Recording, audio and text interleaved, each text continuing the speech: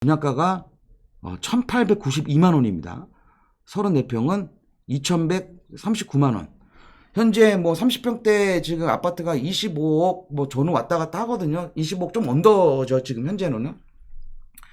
그럼 거의 100배 이상 차이가 난다.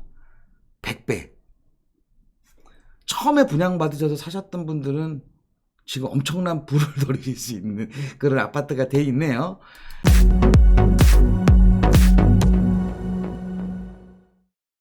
네, 안녕하십니까. 반갑습니다. 랜드스타 SSA 심석영입니다. 2020년 7월서부터 이제 분양가 상한제가 이제 시작이 됐는데요.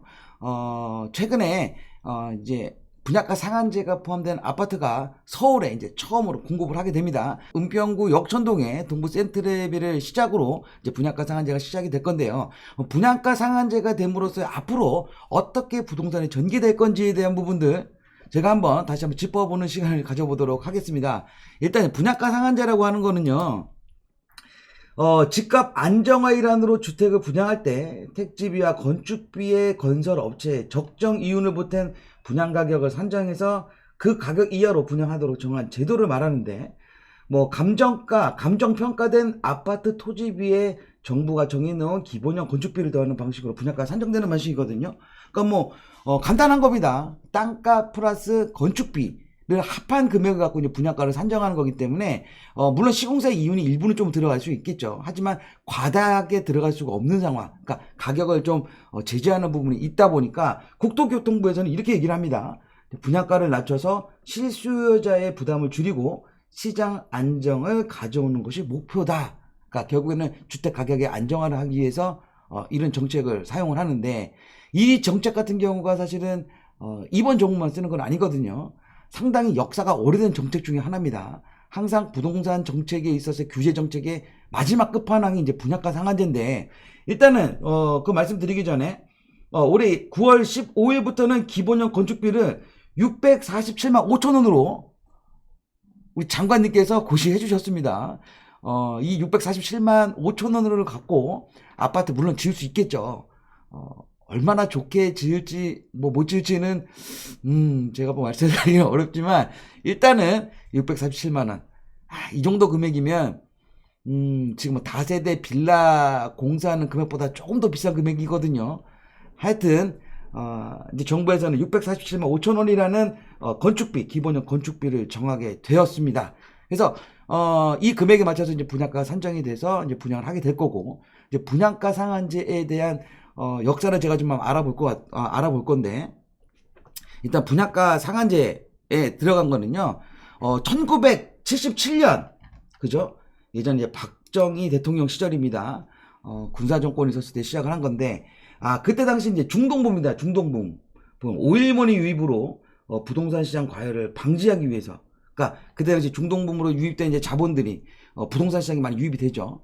뭐 리비아라든지 사우디아라비아에 가서 열심히 일을 하고 오셨던 분들, 그분들이 이제 큰 목돈을 벌어갖고 오셨죠. 뭐 그때 당시에는 지금처럼 우리나라가 잘 사는 때는 아니었기 때문에 전부 다 이제 먹고 살기 위해서 가셨던 분들이죠. 그래서 큰 돈을 갖고 오셨던 분들이 이제 집을 사시기 시작을 한 겁니다. 그러다 보니까 큰 돈이 들어오는 거. 그러니까 현재로 말하게 되면 유동성 자금이 많이 이제 풀리게 된 거죠. 그렇게 되면서 아파트 값이 막 급격하게 상승을 하기 시작을 합니다. 고급 주택도 마찬가지고요. 그래서 사회적 이슈가 되는 거에 따라서 분양가를 정부에서 획일적으로 정한 상한가. 그러니까 아파트 분양가를 지금 우리가 말하는 땅값과 건축비를 합산된 분양가를 산정하는 게 아니라 그냥 획일적으로 금액을 정해버립니다. 아마 군사 정부니까 가능하지 않았을까. 그러다가 1977년도에 이렇게 진행을 하다가요, 89년도에 원가 연동제라는 걸 이제 시행합니다. 이게 현재 저희가 얘기하고 있는 분양가 상한제의 가장 흡사한, 그러니까 처음에 이제 모태가 될 수 있는 그런 정책인데, 그 이유는 이제 1977년도에 분양 상한가라는 걸 진행을 하게 되면서 건설회사들이 건설하는데 좀 어려움을 많이 갖기 시작을 합니다. 왜냐하면 수익이 나지 않기 때문에 건설사에서 공급을 할 수 있는 여건이 안 됐었던 부분이죠. 그러다 보니까 기존에 있던 주택들의 전세가가 상당히 많이 상승을 하게 됩니다. 특히 뭐 강남 일대에 아파트들의 가격대가 상당히 많이 올라가게 되는데, 그때 당시 분양가는 상당히 저렴했습니다. 그 제가, 약간 뭐라고 말해야 되죠? 이제, 보너스, 쉬어가는 페이지 형태로, 제가 한번 70년대에, 보통 아파트들 분양하는 게 강남에, 금액이 어느 정도였는지 한번 간단하게 알아보고 넘어갈게요. 보시게 되면 동작동 3호 아파트입니다. 3호 아파트. 지금은 이게 동작동이 아니고 방배동입니다. 방배동.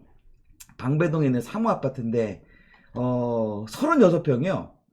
990만 원입니다. 990만 원. 43평 같은 경우가 1290만 원. 근데 요 밑에 보기 조그만 거 보이시나 모르겠는데 잠시 한번 볼게요. 22평이요. 627만 원입니다. 627만 원. 참. 그때도 아마 비쌌을 거예요. 이거 비싸서 못 사시는 분들도 많이 계실 거야. 그러다 보니까 보이죠? 절찬리 분양 중. 내용을 한번 보죠, 한번. 내용이 재밌을 것 같아서 한번 보는데, 제가 좀 잘 안 보여서 좀 더 큰 거 파일 떠져 있는 거 좀 보면서 할게요. 자, 49평, 56평에는 500만 원의 2년 분납제 실시. 아마 2년 분납제 실시라는 거는 이제 할부 개념이었던 것 같아요. 할부 개념. 그 다음에, 49평, 56평에는 대형 가스 오븐 설치로 완비된 주방. 지금 뭐 상상도 하지 못하죠. 요즘에 뭐 조그마한 다세대 원룸을 하더라도 빌트인 시스템 아니면 인덕션을 많이 사용하고 있는데, 그때 당시에는 이제 대형 가스 오븐 설치가 참 이게 옵션 사항 중에서 좀 좋았던 것 같습니다. 또 편리하고 저렴한 도시가스 시설. 아마 도시가스 시설이라는 거는 물론 우리가 음식을 조리하는 것도 물론 중요하지만 아마 난방에 대한 것도 상당히 중요했기 때문에 도시가스 시설이 됐다는 내용이 들어간 것 같고, 또 국내 최대의 대단위 민영 아파트 단지로 관리비가 저렴하다. 뭐 요즘에도 똑같습니다. 뭐 대단지 아파트 같은 경우에는 관리비가 저렴하다는 거를 광고에 많이 활용을 하고 있죠. 또 아파트 입구 내 금년 내 보도 6교 준공 예정. 6교가 준공된다는 건데 이게 장점인지 아닌지는 모르겠습니다. 요즘에 6교가 없기 때문에 아마 젊으신 친구분들이나 요즘 어린애들은 아마 6교 모르는 친구들도 있을 거예요. 그죠? 자, 다음에 이제 뭐 보면 남산 제3호 터널이네. 터널. 예전에는 터널이라고 안 쓰고 터널이라고 썼었던 것 같습니다. 3호선 3호 터널 착공과 잠수교 개통으로 시청까지 10분 거리. 예나 지금이나 아마 제가 봤을 때는 직주 근접에 대한 부분을 강조했었던 것 같고, 또 고속터미널 준공으로 전국 생활권의 중심지가 된다. 이게 맞는 말이죠. 뭐 터미널 일대가 전국 어디든지 갈 수 있기 때문에 아마 입지적으로 상당히 교통이 편리하다는 거를 아마 내용을 얘기한 것 같아요. 또 국내 유일의 단지 내 전화국 분실 설치로 입주와 동시에 전화 사용 가능. 저도 어렸을 때 기억나는데 70년대 이렇게 전화하는 거 있어. 이렇게 전화하는 거. 아마 군대 다녀오셨던 분들은 이거 보셨겠지만 아주 예전에는 이 집에 일반 전화가 없었기 때문에 또 다이얼 전화였죠. 따따따따따따따따 하는 전화. 근데 그거 전에 돌려서 교환원이 받아가지고 이제 했었던 그런 거였는데, 국내 유일하게 단지 내 전화국 분실 설치가 되어 있다고 하네요. 획기적이었다는 남들보다 좀 앞서가는 아파트 단지였던 것 같아요. 한강이 굽어 흐르고 관악산을 바라보는 고래로부터 전하는 주택의 명당. 고래라는 말은 아마 옛고의 원래 같아요. 그래서 옛날부터 내려오는 명당 자리다. 이건 맞는 것 같습니다. 뭐 지금은 방배동에 지금 돼 있지만 입지는 상당히 좋죠. 지금 방배동의 입지는 누가 뭐라고 해도 상당히 좋은 입지에 있는 거기 때문에 주택의 명당 자리는 맞는 것 같다. 또 동으로는 영동, 잠실. 근데 영동이란 말은 요즘에는 쓰지 않지만 예전에는 서울에서 봤었을 때 서울의 강 건너편에 있는 거는 영등포를 중심으로 얘기를 했거든요. 그러다 보니까 영등포의 동쪽에 있다고 그래가지고 영동이란 말을 썼습니다. 그래서 영동, 잠실, 서로는 영등포 나오네요. 영등포, 여의도, 남으로는 서울대학교로 연결하는 한수 이남의 중심지. 한수 이남의 중심지, 제가 뜻을 잘 모르는데 하여튼 한강 이남에 대한 중심지라고 말해주는 것 같아요.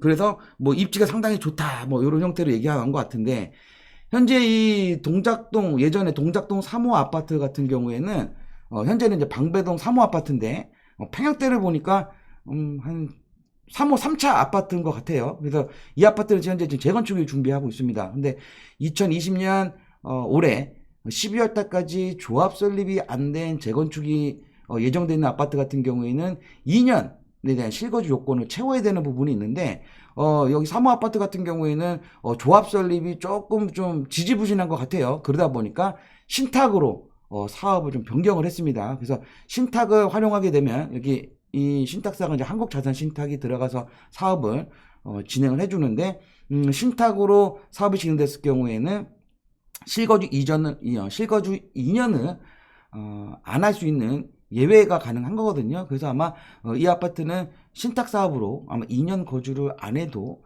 가능한 재건축 아파트가 된 걸로 지금 현재 돼 있거든요. 근데 뭐 중요한 건 36평이 990만 원, 그다음에 22평이 627만 원. 참 상상자 한 평 가격도 안 되네요, 지금에요. 지금 사무 아파트 같은 경우가 평당 못해도 거의 1억 가깝게 될 것 같은데, 예전에 샀어야 되네요. 자, 다음 것도 한번 보죠. 음마 아파트입니다. 음마 아파트. 여기도 영동이란 말이 들어가 있네요. 영동. 영동 같은 경우에는 아까 말한 이제 강남에 대한 옛날 얘기죠. 음마 아파트 타운이라고 돼 있어요. 멋있게 써 있네요. 우람차게 건설 중. 한부에서 지은 건데, 우람차게 건설 중은 뭔 내용일까요? 우람차게. 하여튼 지금도 가장 대장 아파트, 대치동 일대에서는 대장 아파트 또 재건축을 하는 데 있어서 이슈가 많이 되고 있는 아파트들 중에 하나인데, 총 4,424세대인데 요건 이제 70년대 후반에 입주한 아파트거든요. 보게 되면 금액이 좀 비싼 것 같아요. 31평 같은 경우에는 분양가가 1,892만 원입니다. 34평은 2,139만 원. 현재 뭐 30평대 지금 아파트가 25억 뭐 저는 왔다 갔다 하거든요. 25억 좀 언더죠, 지금 현재는. 그럼 거의 100배 이상 차이가 난다. 100배. 처음에 분양받으셔서 사셨던 분들은 지금 엄청난 부를 노릴 수 있는 그런 아파트가 돼 있네요. 자, 다음은 이제 압구정동 현대아파트. 보시게 되면 제3 한강교. 이거 뭐 위치도가, 이거 손으로 직접 그리신 것 같아요. 보게 되면 남산이 있고 제3 한강교라고 되는데 이게 지금 한남대교입니다. 한남대교. 그때 당시 성수대교가 예정이 돼 있었던 거네요. 뭐 한번 뭐 무너졌다 다시 만들어진 성수대교긴 하지만 그때 당시 예정으로 다 있었다. 그리고 영동대교는 있었었고, 거기에 우리가 뭐 삼각형 앞으로 딱 여기 이쁘게 위치하고 있네요. 여기서 아마 제가 봤을 때는 이 근처가 이제 뭐 성수동 일대에서 바라본 전망인 것 같은데, 76년도 10월에는 입주한 거고요. 30평대가 뭐 48평, 60평 같은 경우에는 현재 입주 중으로 돼 있어요. 근데 뭐 아파트 광고 지금 가면 신문 광고인 것 같은데 아주 심플하네요. 이거 사실 한자 모르시는 분들은 분양 못 받으신 분도 있을 수도 있을 것 같아. 저는 잘 몰라서 절찬리 분양 중이라 써 있는 것 같고요. 하여튼 뭐 여기 아는 글자 버스 써 있는 거 보니까 시내버스 써 있고 이런 거 보니까 교통이 좋다, 뭐 그런 내용인 것 같습니다. 자, 다음은 이제 남서울 아파트. 남서울 아파트는 현재 반포 1단지입니다. 반포 주공 1단지. 주공에서 지은 아파트인데 상당히 세대수도 많고 현재 가장 고가 한강변 라인에 입지가 상당히 좋아서 지금 재건축 이슈가 뭐 하늘을 찌를 만큼 돼 있는 아파트 중에 하나인데, 이 아파트의 분양가가 얼마였냐면요, 22평은요 1층이 384만 원. 보게 되면 3층이 아마 3층이 로얄층이었던 것 같아요. 아마 이 아파트는 저층 아파트다 보니까 엘리베이터가 없어서요. 아마 2층, 3층이 로얄층이었던 것 같고, 올라가면 올라갈수록 좀 저렴하네요. 1층보다 5층이 더 저렴해요. 보면 32평 같은 경우에는 544만 원, 그다음에 5층 같은 경우 516만 원, 3층이 594만 원이니까 난 지금이라도 10개 샀으면 좋겠어. 10개. 10세대 정도 살아야 되는데. 이렇게 32평짜리 아파트가 이제 540만원, 580만원, 590만원 했던 아파트가 지금이 얼마냐? 37억입니다. 37억. 아, 그 몇 배야? 그 600배야? 600배? 맞나? 뭐, 고가로 나온 건 39억에 나온 것도 있고요. 이제 9월달에 실거래가 금액 같은 경우에는 뭐 34억 5천, 36억 5천 정도 되는 것 같아요. 물론 재건축에 대해서 이슈가 돼서 집을 두 채씩 받을 수 있는 그런 사업성이 상당히 뛰어난 아파트긴 하지만 그때 당시의 금액과 지금의 금액을 비교해 보면 사실은 뭐 다른 거와 비교할 수 있는 상황은 아닌 것 같습니다. 아마 물가 상승률보다도 집값의 상승률이 훨씬 더 높은 것 같다. 제가 그냥 단적인 것만 저희 봐도요. 그래서 제가 지금 한 70년대 이제 분양했던 아파트들을 한번 봤습니다. 다시 이제 원래대로 돌아갈게요. 처음에 이제 설명드리다 만 거. 자, 그래요. 이제 1977년대 이제 분양가 상한가가 시작을 해서, 진행을 하는데, 시공사들이, 건설사들이 많이 힘들어 합니다. 왜냐면, 분양가를 이제 상한가를 정해놓고서는 더 이상에 대한 부분을 못 받다 보니까, 주택에 대한 수요는 많은데 공급이 부족했던 부분. 그러다 보니까 전세값이 엄청나게 올라갑니다. 한 80년대 중반서부터요. 특히 강남을 중심으로 해가지고 전세값이 엄청나게 올라가는데 그때가 이제 전두환 대통령 계셨던 그때 당시인데 너무 많이 올라가다 보니까 이 89년도에 이제 원가 연동제라고 얘기를 하죠. 이게 지금 분양가 상한제의 시초, 정확하게 말하면 택지비와 건축비를 연동해서 할 수 있는 하고 있는데 이때가 노태우 대통령이 대통령 선거에서 얘기를 합니다. 공약이죠. 200만 호에 대한 주택을 공급을 하겠다. 이렇게 하면서 집값이 너무 많이 올랐으니까요.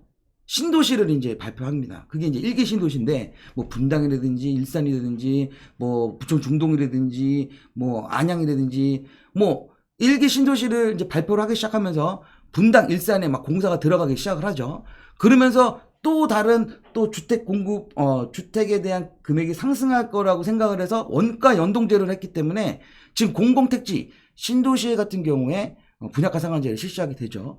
그러다 보니까 그때 막 얘기 나왔던 것들이 뭐 분당의 아파트들 같은 경우에는 뭐 동해안 모래로 지었다. 뭐 이런 얘기 하면서 금방 무너질 것이다. 뭐 이런 유언비어도 많이들 돌아다녔는데 아직까지, 무너지지 않고 잘 있습니다.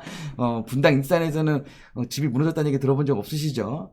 그만 튼튼하게 진 것 같은데. 하여튼 그때 당시에서 1989년도 이제 원가 연동제가 시작을 하게 됩니다.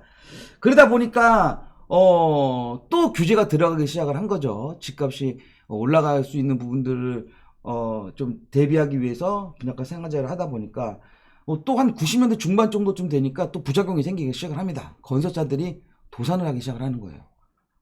왜냐면 짓지도 못하는 상황에서 분양도 잘 안 되고 뭐 이런 상황, 또 거기에 맞춰가지고 국가 경기 많이 어려워지는 상황이 생깁니다. 이제 IMF라는 거 도래가 되면서 많은 건설사들이 이제 많이 힘들어지죠. 그러면서 이제 97년도 뭐 외환위기 들어오고 나서부터 많이 힘들어지게 되면서 99년도에는요 아예 이 분양가 상한제, 원가 연동제 아예 폐지를 합니다. 폐지를. 왜냐면은 필요가 없었던 거예요. 그때 당시는 이 제도가. 그래서 외환위기로 주택 경기 및 침체 및 건설사 줄도산, 그다음 분양가를 완전 제어를 하게 되면서요. 99년도 우리나라 이제 IMF가 97년도에 생기고 나서 많이 힘들었던 상황에서 이제 경기가 이제 급격하게 다시 좀 좋아지게 되면서 건설에 한 붐을 일으키는 시기입니다. 그때 제가 이제 그때 당시 분양 이런 부동산 쪽에 이제 처음 일을 하게 될 때인데 그때 90년대 말에는요 워낙 분양이 안 되다 보니까 뭐 아파트가 됐다 그때 당시 오피스텔이라는 게 처음 막 이렇게 오피스텔이라는 얘기는 하진 않지만 뭐 그때 당시에는 캐릭터 하우스 뭐 이런 형태로도 많이 나왔었거든요. 하여튼 아파트 분양하는데 무조건 계약금 500만 원에서 계약금 500만 원. 뭐 중도금 뭐 다 이자 뭐 이런 것도 없고요. 그냥 무조건 500만 원이었었고요. 그때 당시는 분양가 상한제만이 아니라 다른 취등록세라든지 양도세에 대한 혜택들이 엄청나게 많았었습니다. 미분양을 해소하기 위해서. 그러면서 이제 99년도에 원가 연동제를 완전히 폐지를 하게 돼서 아예 분양가 상한제가 없어지죠. 그러면서 그때 자유로하게 되면서 분양가가 상당히 많이 오릅니다. 그래서 월드컵을 전후해가지고 분양가가 상당히 많이 오르는데 그때도 제가 이제 분양할 때 항상 얘기하는 게 있어요. 마지막 900만 원대, 마지막 1000만 원대, 마지막 1100만 원대 이런 형태로 분양을 많이 했었거든요. 그래서 제 기억으로는 90년대 말에 제가 분양할 때는 아파트 분양가가 평당 한 500만 원대 정도 됐었었는데 5, 600 정도. 2000년도 한 중반 좀 월드컵 지나서는요. 분양가가 한 1500, 1600만 원까지 갔었습니다. 그러니까 급격하게 많이 올랐던 거죠. 그러면서 이제 노무현 정부가 들어오게 되면서 분양가 상한제를 다시 도입을 하기 시작을 합니다. 그 도입을 해가지고 처음에는 공공주택, 공공택지에 대한 부분을 처음에 분양가 상한제로 진행을 하다가 나중에는 민간 사업에 있는 민간 택지 같은 경우도 분양가 상한제 포함이 되게 되죠. 그러면서 실질적으로 또 다른 공급에 대한 축소가 될 수밖에 없던 상황이 생깁니다. 거기에 또 추가적으로 2000년대 말에 외환 경제 외환 위기가 생기잖아요. 그 리먼 사태가 생기기 시작을 하면서 세계적인 금융 위기가 들어가면서 많은 건설사들이 이제 또 뭐 법정 관리다 워커 막 들어가기 시작을 합니다. 뭐 그때 당시 뭐 우리가 말하는 짱짱했던 시공사들 많이들 힘들었죠. 지금 말하면 우리 뭐 그때 당시 뭐 자이가 됐던 아니면 뭐 대림이 됐던 대우가 됐던 뭐 현대가 됐던 전부 다 힘들었던 시기. 또 웬만한 중개업체들은 그냥 법정 관리에서 파산한 데도 있죠. 뭐 벽산도 그렇고요. 뭐 청구도 마찬가지고요.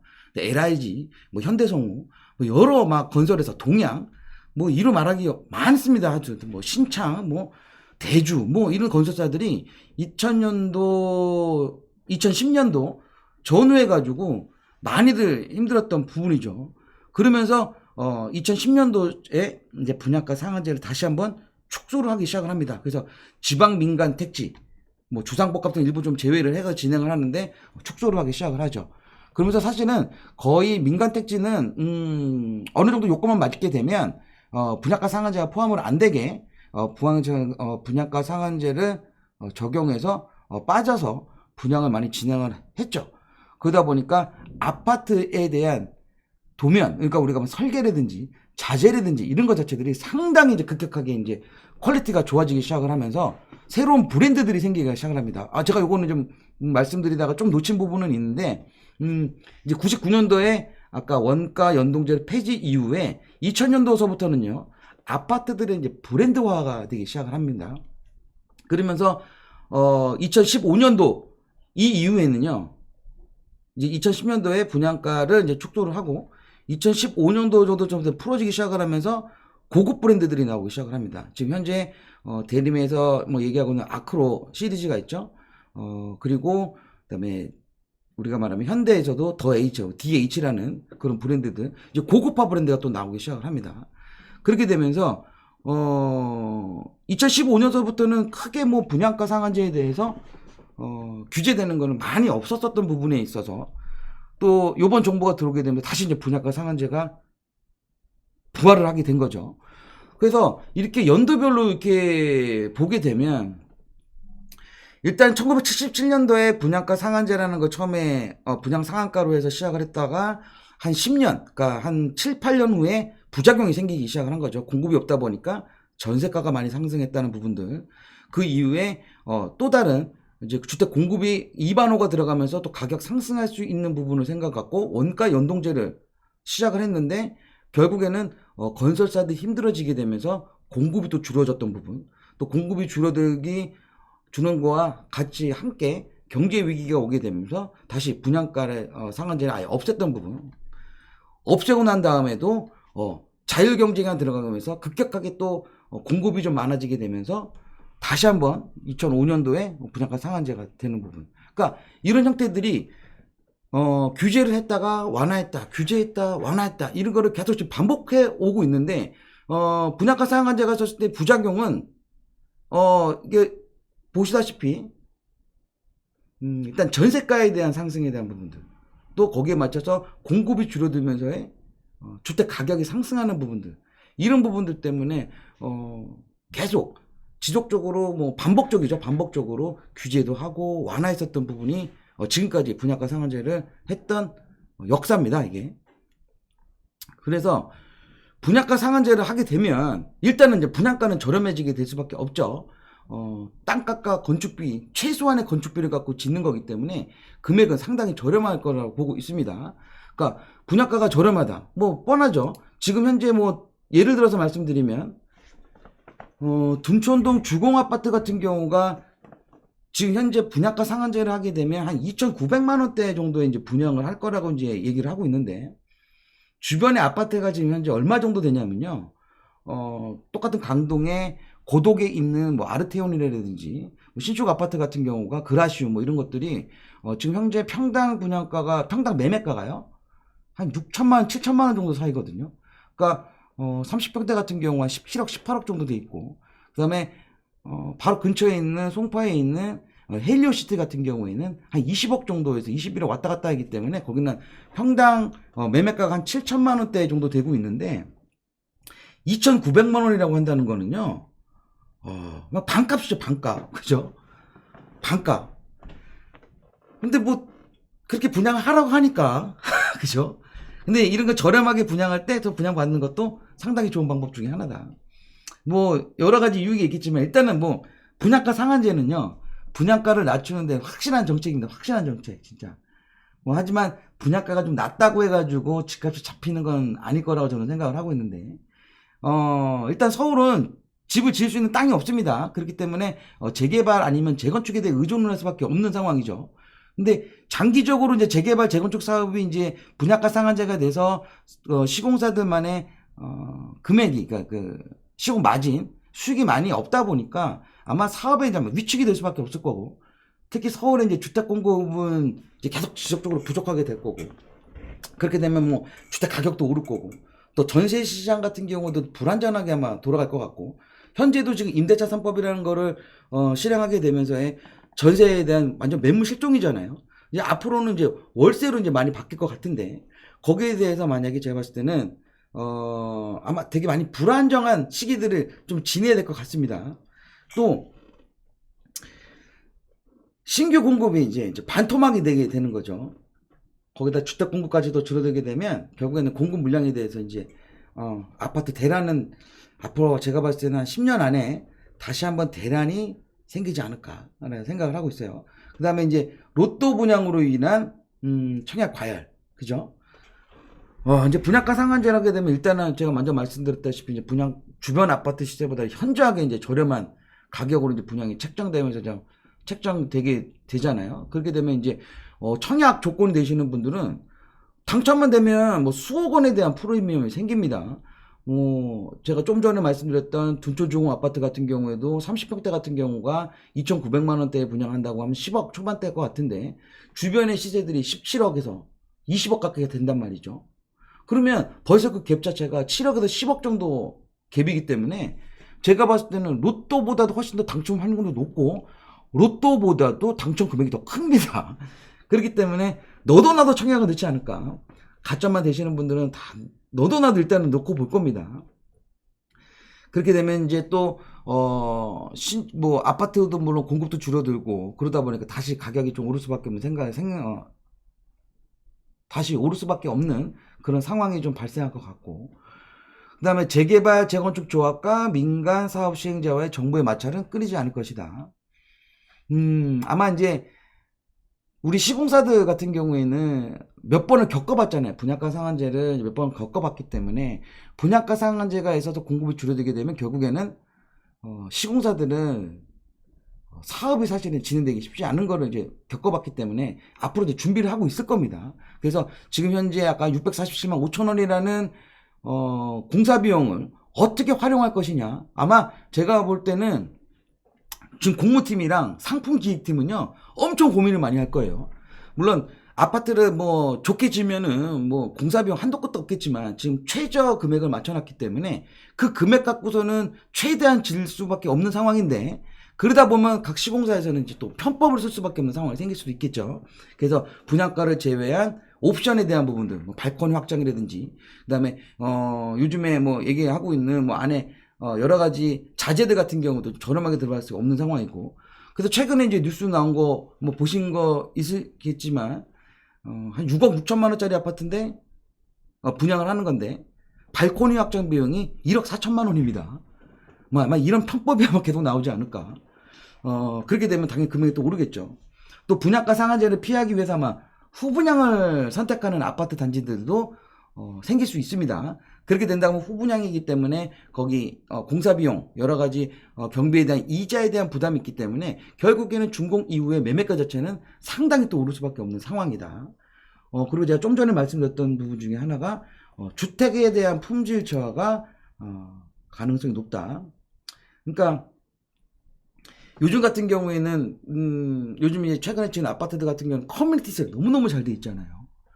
근데 그게 언제 제일 많이 생겼냐면요. 2000년대 초반과 2015년 이후에 많이 생긴 거예요. 그게 왜 그러냐면, 분양가 자율화를 하기 시작을 하게 되면서 각 건설사들만의 경쟁을 해야 되기 때문에요. 금액이 정해져 있지가 않아서 최대한 좋게 만들어줘야 되는 거거든요. 그러다 보니까 경쟁을 해야 되는 상황에서 좀 더 좋은 자재, 좀 더 좋은 조경, 이쁜 조경, 그 커뮤니티 시설, 우리 아파트에 운동시설이 얼마만큼 있느냐, 헬스장 규모가 얼마나 있고, 우리 자녀분들이 공부할 수 있는 공부방도 있고, 동호회들이 움직일 수 있는 그런 룸들, 여러 가지들, 커뮤니티 시설들이 상당히 잘 되게 만들어졌거든요.